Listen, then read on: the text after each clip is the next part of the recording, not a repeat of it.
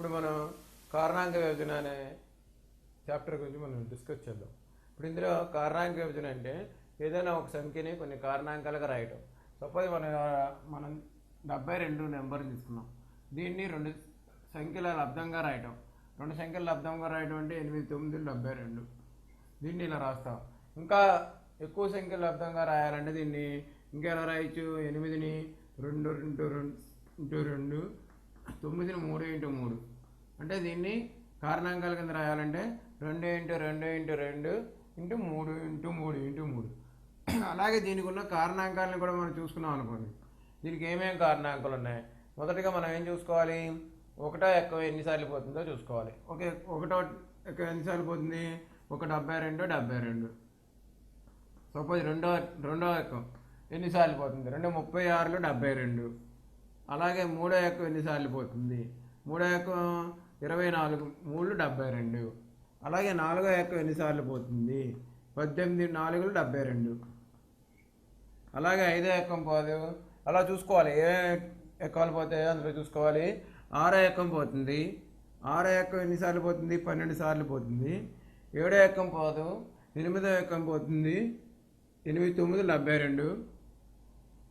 8 into 9, 72. అలాగే ఇక్కడి నుంచి మళ్ళీ రివర్స్గా రాసేసుకోవచ్చు. 1, 2, 3, 4, 6, 8 టేబుల్స్ పోయినాయి కాబట్టి వాటిని లబ్ధాలు వేటితో గురించాము వాటిని రివర్స్గా రాసుకోవచ్చు. అంటే 9 ఎక్కం వచ్చేటికి 8 సార్లు 72.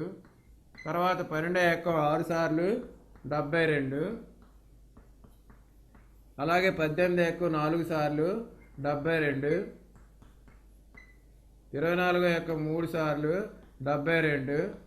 అలాగే 36 ఎక్కం 2 సార్లు 72.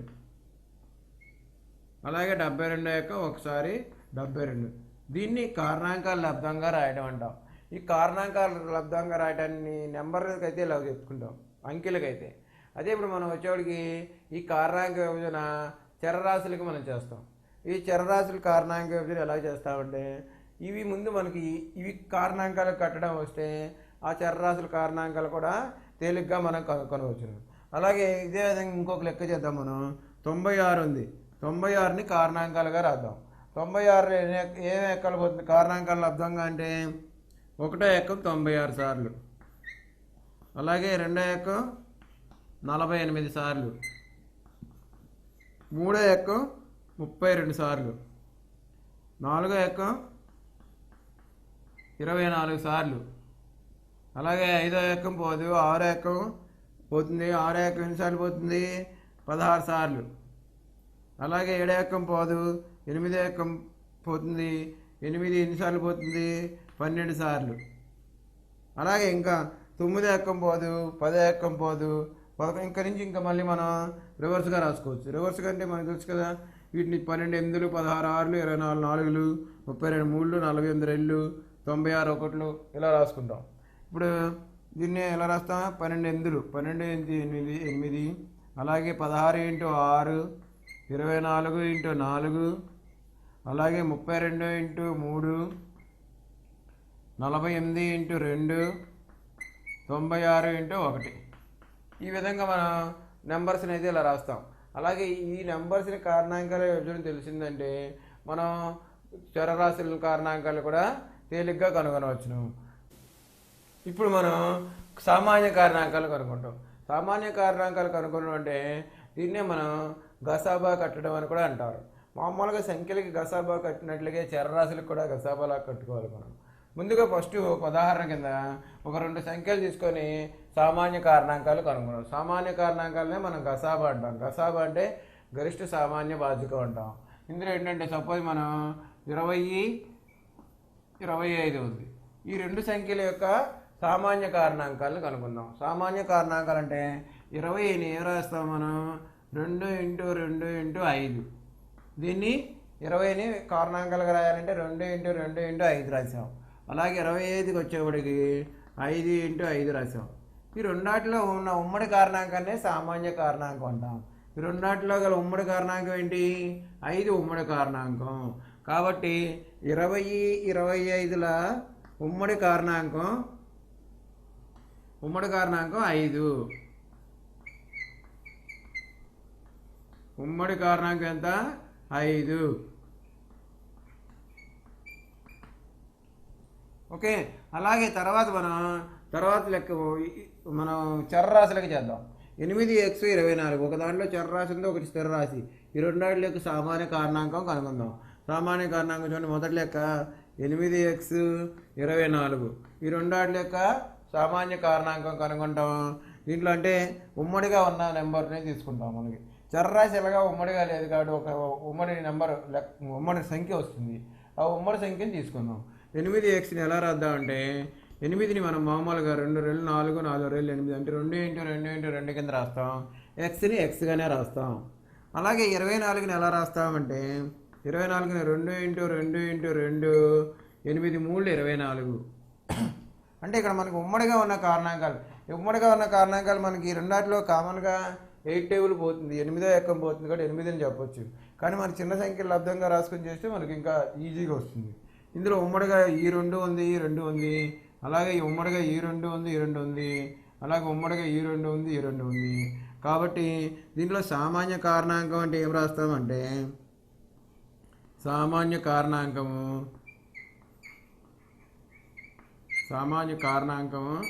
2 × 2 × 2.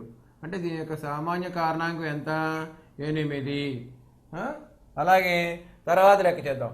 తర్వాత లెక్క ఏంటి 7xy 2 చరరాశులు. ఇందులో ఇందాక లెక్కలు ఏం చేసా, ఒకటి చరరాశి, ఒకటి స్థిర సంఖ్య. ఈ రెండాటికి స్థిర సంఖ్య వచ్చింది. ఎప్పుడైనా సరే 2 చరరాశులు ఉంటే చరరాశి వస్తుంది. ఇక్కడ ఒకటి స్థిర సంఖ్య, ఒకటి చరరాశి కాబట్టి స్థిర సంఖ్య వస్తుంది. 8x 24 యొక్క సామాన్య కారణాంకం ఏంటంటే 8. దీని యొక్క సామాన్య కారణాంకము 8 కింద రాస్తాం. అలాగే 7xy రెండో లెక్క 7xy అండ్ దీన్ని ఏం చేద్దాం కారణాంకం కింద రాద్దాం. 7ని ఏ నెంబర్ కింద రాస్తాం, 7ని 1 × 7 కాబట్టి దీనికి 7 × x × y దీన్ని ఇంతకన్నా రాయడం. అలాగే తర్వాత 35x² y³. 35x² y³ ఎలా రాస్తాం 7 5 35. x² x × x రాద్దాం, y³ y × y అని రాద్దాం. ఓకే. ఇక్కడ 35x² y³ ఎలా రాసాం 7 5 35, x² x × x, y³ y × y అని రాసాం. ఇప్పుడు ఈ రెండాటిలో ఉన్న ఉమ్మడి కారణాంకం సామాన్య కారణాంకం 7 సామాన్యం. అలాగే తర్వాత ఒక x ఉంది, ఇక్కడ కూడా ఒక x ఉంది, ఇంకా ఒక y ఉంది, ఒక y కూడా ఉంది. కాబట్టి దీని యొక్క సామాన్య కారణాంకం ఏంటి అంటే 7xy 35x² y³ సామాన్య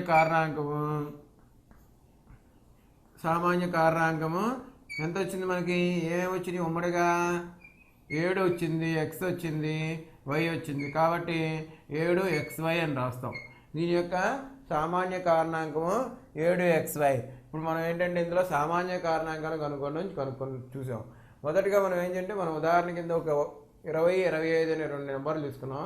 దీని యొక్క సామాన్య కారణాంకం కనుక్కున్నాం. దీని యొక్క సామాన్య కారణాంకం అంటే 20ని 2 × 2 × 5 కింద రాసాం. అలాగే 25ని 5 × 5 కింద రాసాం. ఈ రెండాటిలో ఉన్న సామాన్య ఉమ్మడిగా ఉన్నది ఏంటి నెంబర్ ఏంటంటే 5 ఉంది. కాబట్టి 5ని ఉమ్మడి కారణాంకం కింద మనం గుర్తించాం. అలాగే మనం తీసుకున్న మొదటి లెక్కలో చూసుకుంటే దాన్ని కూడా ఏం చేసాం 8ని 2 × 2 × 2 x కింద రాసాం. 24ని 2 × 2 × 2 × 8 3 కింద రాసాం. సామాన్య కారణాంకం ఉమ్మడిగా ఉన్నాయి ఏంటంటే ఈ 2 2 2 2 2 అంటే 8 సామాన్య కారణాంకం వచ్చింది. అలాగే ఇక్కడికి వచ్చేటికి మనం 2 కూడా చరరాశులకి ఉమ్మడి కారణాంకం సామాన్య కారణాంకం కనుక్కున్నాం. 7xy అంటే 7 × x × y కింద రాసాం. అలాగే 35x² y³ 7 × 5 × x × x × y × y కింద రాసాం. ఇందులో ఉమ్మడిగా ఉన్నది ఏంటి అంటే 7 ఉంది, ఒక x ఉంది, ఒక y ఉంది. వీటికి ఉమ్మడి కారణాంకం ఏంటంటే 7xy అని రాసాం.